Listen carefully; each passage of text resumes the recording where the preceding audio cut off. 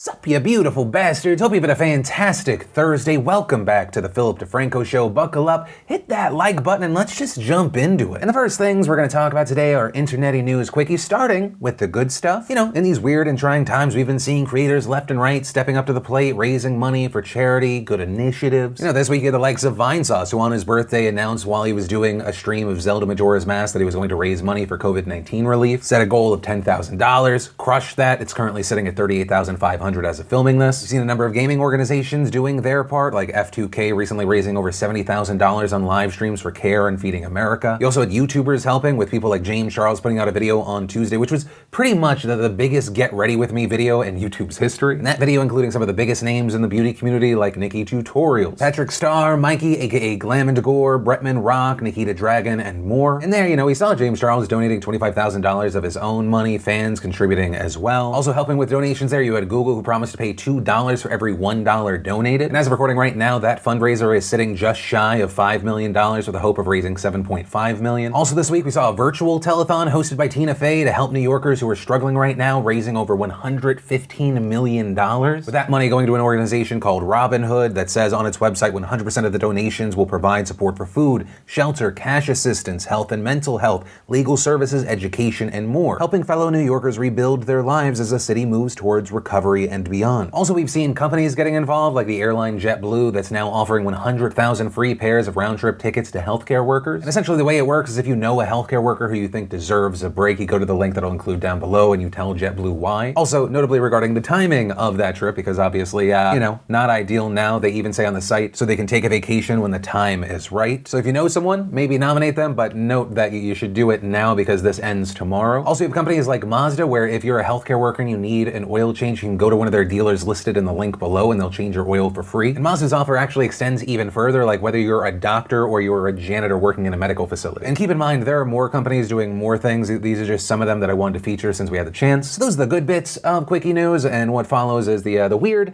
the interesting, the annoying, and the infuriating. Regarding the weird one, I'm mainly just including this because I'm fascinated by your opinion. We currently have Mr. Beast in the news. If you don't know him, he's a massive YouTube creator. And a lot of his videos revolve around people kind of winning money from him or him just giving money to people. He also recently raised a ton of money for charity. The reason we're talking about Mr. Beast today is he has now become aware of a YouTube channel called 50K that features 464 videos and counting, 464 days straight of a guy putting out videos titled Eating a Picture of Mr. Beast Every Day Until He Donates Me 50K, where he does exactly that. He eats a photo of Mr. Beast. And now, like I said, Mr. Beast became aware of it, and so he tweeted, should I give the guy $50,000 for eating a picture of my face every day for the last 464 days? Also posting his concern, but if I pay him, I might inspire tons of you to eat pictures of me, and I genuinely don't know if that's what I want my legacy to become. Teenagers eating pictures of me. And so with this story, I wanted to know your thoughts. Should he? Right, is it essentially rewarding this kid for his next level dedication, which I will say is somewhat Mr. Beast-like? Right, if you're unaware, Mr. Beast came up not only because he gave money to people, but because he made ridiculous videos that no one else would ever want to do or would take the time to do, like spinning a fidget spinner for 24 hours straight and counting to 300,000, Road to a Mill, Part 1. Right, so you had that camp, or were you in the no camp? Because essentially it would be rewarding something for doing a thing that is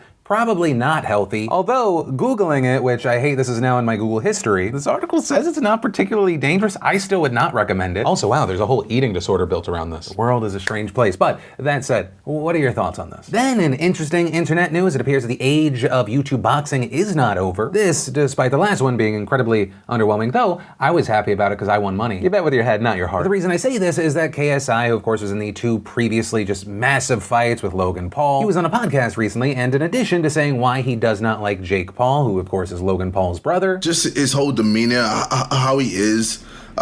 He's racist. Like, my times he says really? The N-word. Yeah. He's bro, he's just an asshole. Like, even his latest video about him just beating up that dude who you can tell doesn't know how to box, has no idea how to box, and Jake's just fucking him up for no apparent reason. He also said that a fight between the two needs to happen, which is something that we know Jake Paul is open to. And so if they have interest, it's incredibly likely that a promotion would have interest. Especially because according to previous reports, KSI versus Logan Paul 2, it sold more pay-per-views than Anthony Joshua versus Andy Ruiz Jr. And honestly, same as the last two times, I would buy and watch his pay-per-view, even though it would support one person that I do not like. Then we've seen a lot of TikTok in the news, unfortunately for a few negative reasons. One of those reasons being centered around a challenge called the Autism Challenge. And reportedly, as a part of this challenge, users make hand gestures and facial expressions that mock people with disabilities while dancing along to a parody song called Let's Get Retarded. Though I will say it appears that many of these videos have received massive backlash, prompting many to delete them. Though I will say it's unclear with all of them if the posts were removed by TikTok or by the creators themselves. But it seems like it might have been TikTok. If you try and search the hashtag Autism Challenge, it's disappeared from the app. Also, now when you click on the audio used for this challenge, you see that it's just been flooded by people slamming the trend. But a number of posts of people pretending that they're about to do the dance, then lecturing people about how disgusting it is. Other posts featuring parents of children with special needs trying to show people who exactly they're mocking when they do this. Off-platform, we saw the likes of Kate Swenson, who's a blogger behind Finding Cooper's Voice, which is a site where she shares her journey about raising a son with severe nonverbal autism, posting a video where she tries to speak directly to one of the people who participated in this trend. Do you need help? Do you need a hug? Do you need love? Do you need support? Are you not getting what you need from your parents? What is it? Because anyone that would do that is so low and so messed up.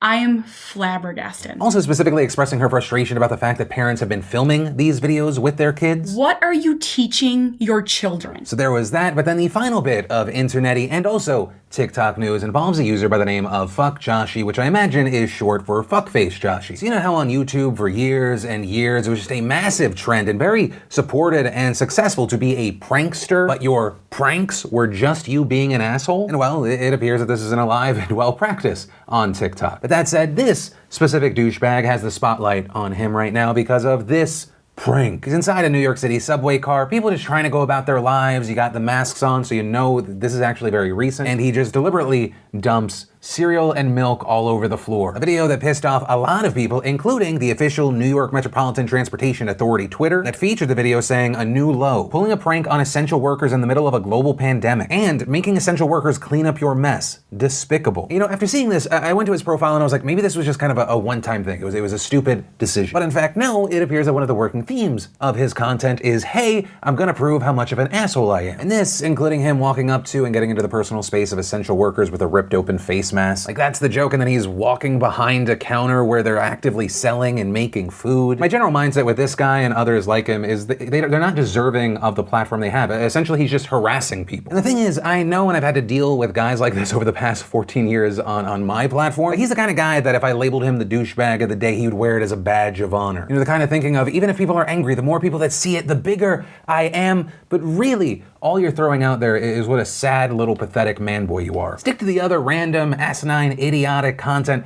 and just let these essential workers fucking work in peace. But hey, those are the stories, some of my personal takeaway, and of course now I pass the question off to you. What are your thoughts on this? But from that, I want to share some stuff I love today, and today in Awesome, brought to you by Filty. You know, right now, the world is changing and businesses are having to change with it. I mean, Filty, for instance, are primarily known for HVAC filters using their patent-pending nanofiber material. But because of the current times, they've now transitioned their manufacturing facilities to produce face mask material around the clock, and they're selling it at cost. And Filty's nanofiber fabric is a safer, more effective alternative to a cotton t-shirt or microfiber cloths that many people have been using as homemade face masks. In fact, according to the particle testing company TSI, Filty ranked #1 for percentage of particles filtered compared to 20 other commonly used materials by consumers to make their own masks. So if you're interested in using Filty for your masks or for the creation of masks for others, just click my link in the description down below or head on over to Filty.com and use promo code DeFranco for 10% off your order. And the first bit of awesome today is, one, if you missed the announcement yesterday, the podcast A Conversation With is back over at youtube.com/ACW. And if you lack an attention span or the time for the full podcast, we also release clips on ACW Clips. So after today's show, go enjoy. Then we got another celebrity singing songs to fix the situation that we're in. Awesome. But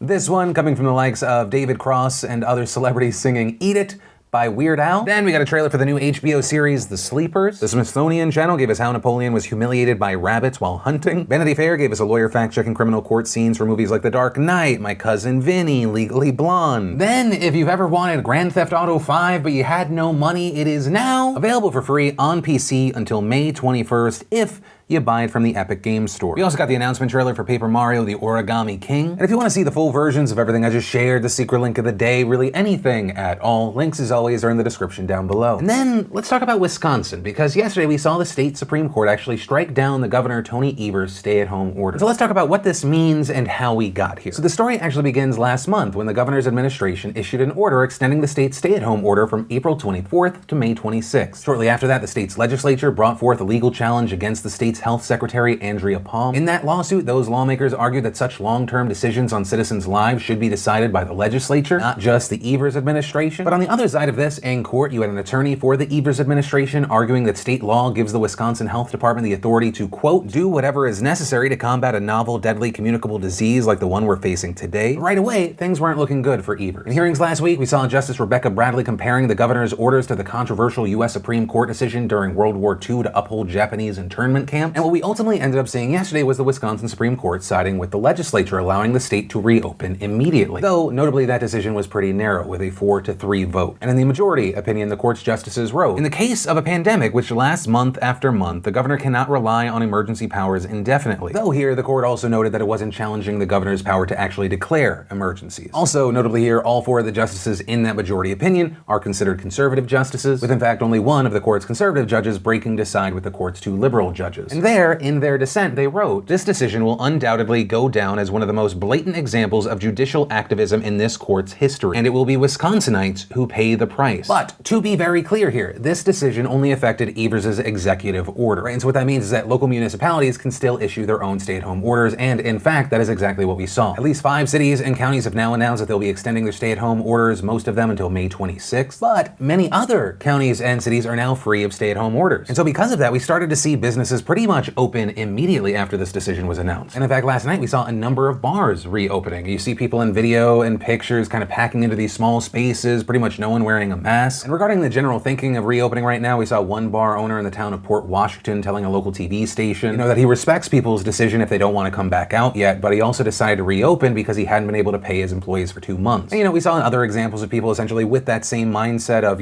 if you're scared, yeah, stay at home. However, as a lot of public health experts have noted, it's not really that simple. You know this because the people that are going to these bars are also likely going to the grocery stores. They're likely seeing family. They can then unintentionally spread the coronavirus to people at those places, even if those people are social distancing and only going out when necessary. And last night, while a lot of people were rolling out to these newly opened bars, we saw Evers blasting the Supreme Court decision. And unfortunately, in this one fell swoop, 4 judges who didn't really care about what the statutes talk about have thrown our state into chaos. We're the Wild West, Allie. However, we also saw Wisconsin Speaker Robin Vos and Senate Majority Leader Scott Fitzgerald saying in a statement, Wisconsin now joins multiple states that don't have extensive stay-at-home orders, but can continue to follow good practices of social distancing, hand washing, hand sanitizer usage, and telecommuting, saying this order does not promote people to act in a way that they believe endangers their health, and adding, we would urge the Evers administration to work with us to begin promulgating rules that would provide clear guidance in case COVID-19 reoccurs in a more aggressive way. Also this morning, we saw President Trump backing the court's decision, saying on Twitter that Wisconsin was just given another win. The Democrat governor was forced by the courts to let the state open. The people want to get on with their lives. The place is bustling. And ultimately, that's where we are with this. And what I will say is this is really not the most surprising thing. I mean, this is Wisconsin. This is the same state where the legislature sued Evers for trying to delay the state's primary. Right in there, we saw the Wisconsin Supreme Court siding with the legislature. And also, regarding that legislature, they've been clashing with Evers since he was elected in 2018. If you don't remember, after he won, the legislature actually voted to strip power from the governor's seat. Although, I will say, things may change in the state as of August 1st. And the reason for that is one of the conservative justices, Daniel Kelly, who was actually endorsed by President Trump, he lost recently in a special election. So Justice-elect Jill Karofsky takes that role August 1st. So just in general, it's going to be an interesting state to watch.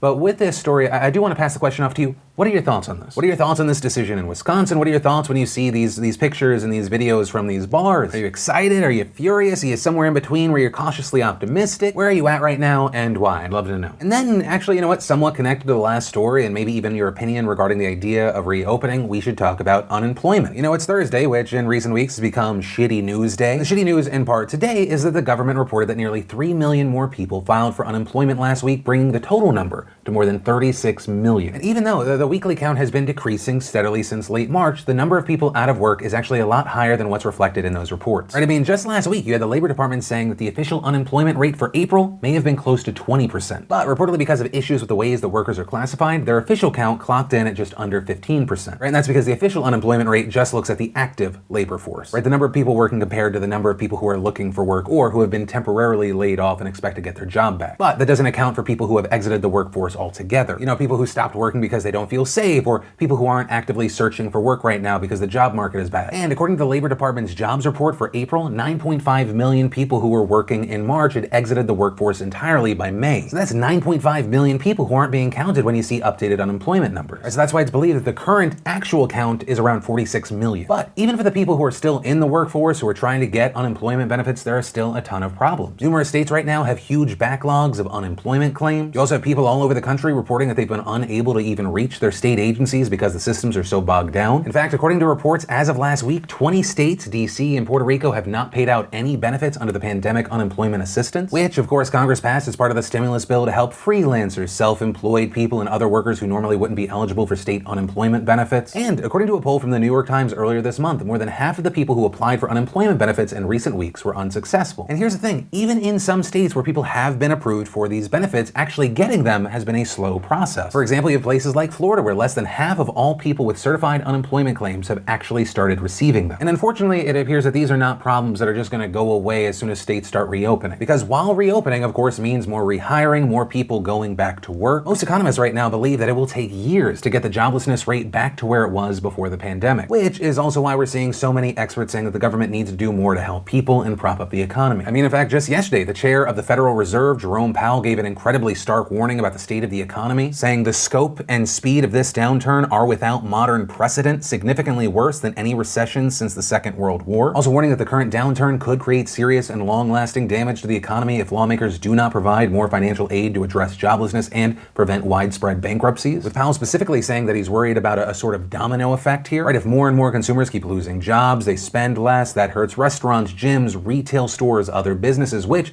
could force them to close, thus losing even more jobs. And while Powell did applaud Congress and Trump for passing that nearly $2 trillion stimulus bill, he also said they have to do more, adding, the recovery may take some time to gather momentum. Additional fiscal support could be costly, but worth it if it helps avoid long-term economic damage and leaves us with a stronger recovery. And this also notably comes just a few days after House Democrats proposed a $3 trillion package, which, among other things, includes another round of stimulus checks, a ton of aid to states and municipalities, and more money for the Paycheck Protection Program. But regarding this, on the other side of the aisle, we saw Mitch McConnell immediately saying it was dead on arrival. And while Senate Republicans generally do agree that another stimulus bill will be needed, they also think that it's too soon after the last bill. Also saying that reopening will help the economy, so we need to wait to see what those benefits are before spending more money on relief. And that is also something that's been echoed by President Trump, who recently said that he expects to see dramatic economic rebound with all these reopenings. But as of right now, that is a belief, and it remains to be seen if it is true. And according to Labor Department data thus far, even states that have rushed to reopen, like Florida and Georgia, still saw an increase in unemployment claims from last week. Though to note, there a huge span of time since those changes were made has not passed. Right, and according to reports, there have been lags in data that make it hard to figure out how many people have been rehired as more restrictions have been lifted. But also, there are other issues that these reopenings could cause when it comes to unemployment benefits. Right, with all of this, some states are now taking a hard line on who gets benefits. For example, Nebraska's Labor Department posted a notice online saying failure to return to work could be considered fraud, right, and potentially disqualifying people from receiving benefits. Also in South Carolina, workers are not eligible for unemployment if they don't work because they're isolating or have children to look after while schools are closed. Right, so it puts people in a situation where they're either forced to stay home and not make money and suffer that way, or work in potentially unsafe conditions which could affect them or lead to further spread, which could help undo all the progress that's been made thus far and hurt the economy even more in the long run. But with that said, that is also unfortunately where we are with this story. And that is where I'm going to end today's show. And hey, as always, thanks for watching, liking, being a part of the conversation. Also, if you're new here, welcome. If you want more of these videos in the future, definitely hit that subscribe button, tap that bell to turn on notifications. Remember, if you're still looking for more to watch, I have that brand new podcast out with Dr. Mike, or maybe you just missed yesterday's show, you want to catch up, you can click or tap right there to watch either of those right now. But with that said, of course, as always, my name's Philip DeFranco. You've just been filled in. I love yo faces, and I'll see you next time. I hope you liked the video. Subscribe if you like it.